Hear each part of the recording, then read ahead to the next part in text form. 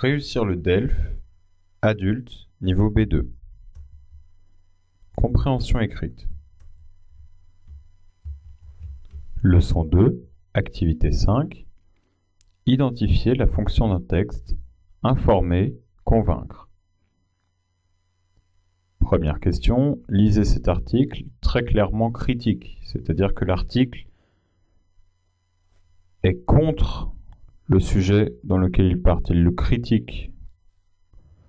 Deuxième question, reformuler en une phrase l'idée défendue par l'auteur. Ces patrons qui se goinfrent. Se goinfrer signifie manger plus que ce que l'on ne devrait. On mange trop, ça ne sert à rien. Parachute doré, bonus, salaire mirobolant, petit récapitulatif des derniers scandales. Des parachutes dorés sont des grosses sommes d'argent que touchent les patrons quand ils quittent leur travail, quand ils quittent leur entreprise. Des salaires mirobolants, c'est-à-dire invraisemblables, incroyables, très élevés. La valse des parachutes dorés et des bonus mirobolants a repris de plus belle au mois de mars, à tel point que le gouvernement a publié un décret pour limiter les abus dans les sociétés publiques ou aidées par l'État.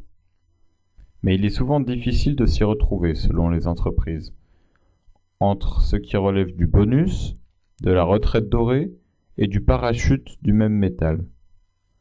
Petit tour des millions d'euros distribués en toute légalité en temps de crise. Dans cette partie du texte, les 3 étoiles ici désignent une personne, mais l'auteur a préféré cacher son nom, et les 3 étoiles ici désignent une entreprise. Donc, en France, 3 étoiles, est peut-être celui qui a fait déborder la coupe de champagne. Le 24 mars, Libération révèle que le PDG a été débarqué moyennant la modique somme de 3,2 millions d'euros. Cette prime ne correspond, après tout, qu'à 2 ans de son salaire, 1,6 million d'euros en 2008. Mais le souci, c'est que l'État, à travers le FSI, a donné 19 millions d'euros à l'entreprise en crise. L'argent du contribuable sert donc non pas à sauver des emplois, 1600 suppressions de postes annoncées en période de crise, mais à garantir l'avenir de 3 étoiles. Noël après l'heure. Noël est donc bel et bien tombé au mois de mars pour certains. 2 points communs entre toutes ces primes, retraite et parachute. 1. Toutes ces entreprises ont reçu une aide de l'État d'une façon ou d'une autre. 2. Toutes ces pratiques sont globalement légales. Pire, la plupart de ces cadeaux ne sont que le strict respect des contrats. En refusant de verser ces sommes, ces entreprises pourraient se retrouver au prud'homme. Le seul moyen de récupérer cet argent est la pression populaire ou politique qui contraint les intéressés à rendre l'argent. Le décret, paru aujourd'hui, par ailleurs déjà dénoncé comme insuffisant, veut mettre fin à ces pratiques. La crise aura peut-être au moins permis de pointer du doigt des pratiques inacceptables, même en période de croissance. Faire déborder la coupe, c'est-à-dire que c'en est trop, c'est arrivé trop de fois, donc maintenant ça déborde. L'État, à travers le FSI, a donné 19 millions d'euros, c'est-à-dire que l'État a donné de l'argent à l'entreprise par solidarité pour l'aider. Le contribuable est la personne qui paye des impôts.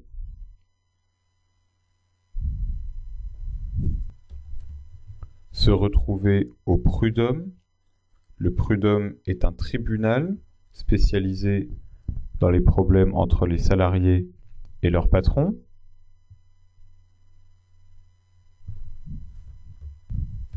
Cet article nous parle donc des patrons, des parachutes dorés, donc la somme qu'ils obtiennent quand ils quittent l'entreprise, de leur salaire mirobolant, donc très important. Mais ce que dénonce vraiment l'auteur de cet article, c'est que ces patrons obtiennent des primes, cette prime, qui sont légales, puisque c'est prévu, ils touchent 2 ans de salaire avant de partir. Mais le problème, c'est que cet argent provient de l'État.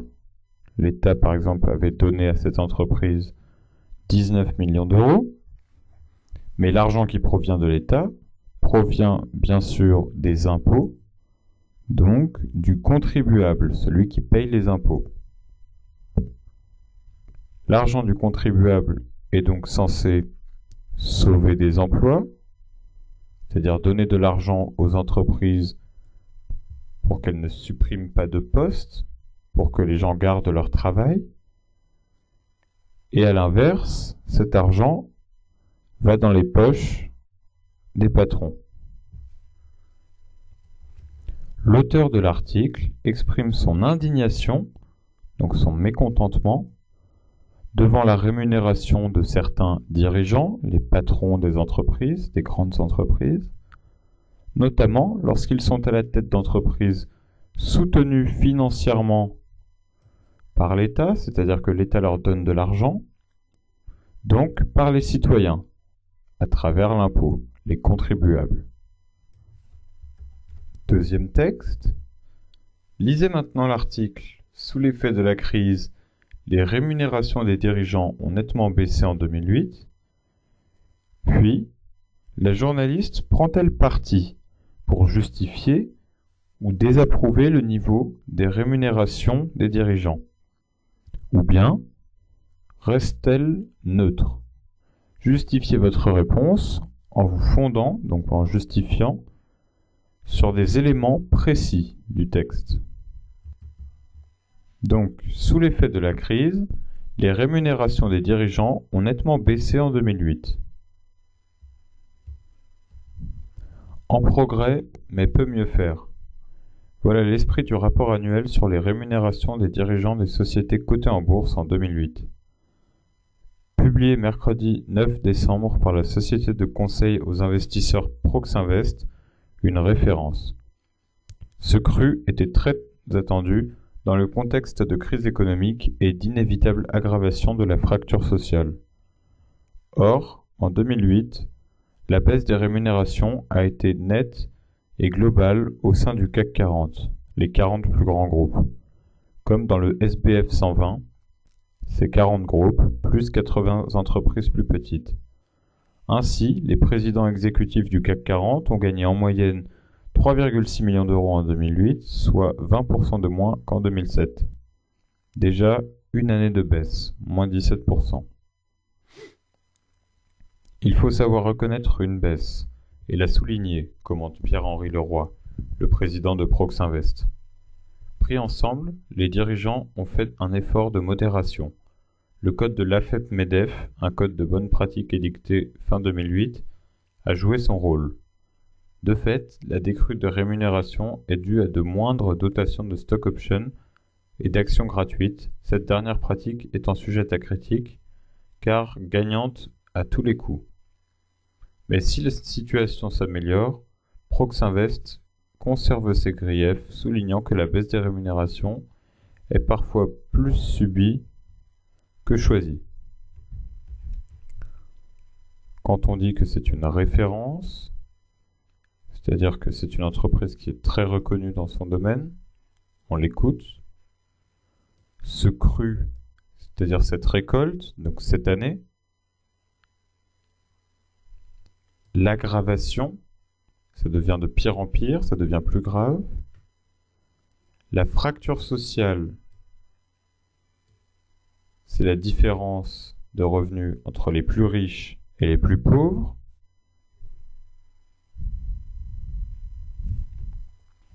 de moindre dotation signifie qu'ils en ont moins, on leur en donne moins.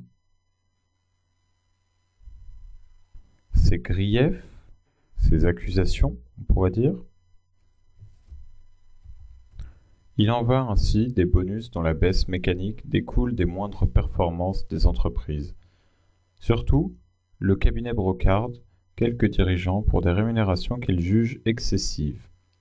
Dans un monde où tout le monde se serre la ceinture, rappelle Monsieur Leroy. Ainsi, alors qu'à 3,6 millions d'euros, soit 211 SMIC, le montant moyen des rémunérations des présidents des exécutifs du CAC 40 n'excède plus le plafond du socialement acceptable, fixé par Proxinvest 240 fois le SMIC, soit 4,6 millions d'euros, 16 dirigeants sont hors des clous. Le cabinet en cible 5 dans le CAC 40.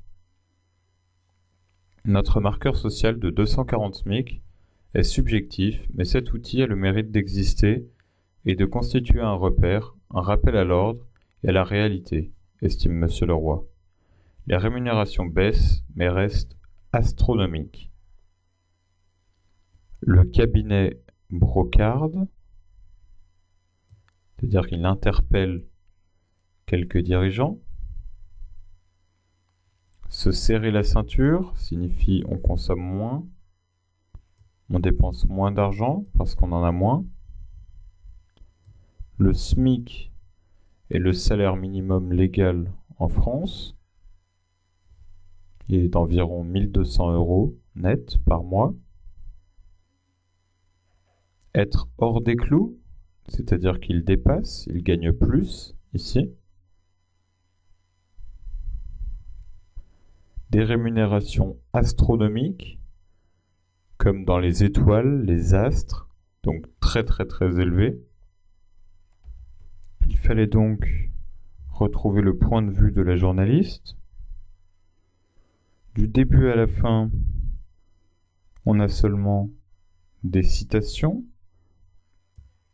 de personnes qui s'expriment, des chiffres, mais sans aucun commentaire, seulement les faits.